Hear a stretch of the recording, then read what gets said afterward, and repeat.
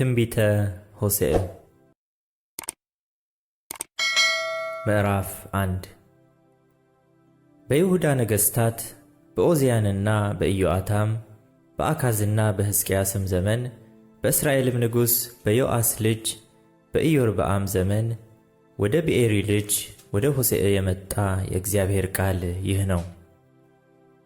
እግዚአብሔር መጀመሪያ በሆሴዕ በተናገረ ጊዜ እግዚአብሔር ሆሴዕን ምድሪቱ ከእግዚአብሔር ርቃ ታላቅ ግልሙትና ታደርጋለችና ሂድ፣ ጋለሞታን ሴትና የግልሙትናን ልጆች ለአንተ ውሰድ አለው።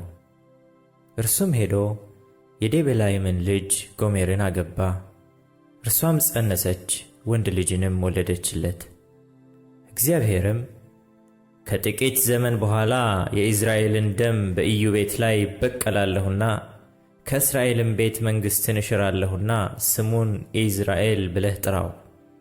በዚያም ቀን በኢይዝራኤል ሸለቆ ውስጥ የእስራኤልን ቀስት እሰብራለሁ አለው። ደግሞ ጸነሰች፣ ሴት ልጅንም ወለደች። እግዚአብሔርም ይቅር እላቸው ዘንድ የእስራኤልን ቤት ከእንግዲህ ወዲህ አልምርምና ስሟን ሎሩሃማ ብለህ ጥራት። ነገር ግን የይሁዳን ቤት እምራለሁ፣ በአምላካቸውም በእግዚአብሔር አድናቸዋለሁ እንጂ በቀስት ወይም በሰይፍ ወይም በሰልፍ ወይም በፈረሶች ወይም በፈረሰኞች አላድናቸውም አለው። ሎሩሃማም ጡት ባስጣለች ጊዜ ደግሞ ጸነሰች፣ ወንድ ልጅንም ወለደች።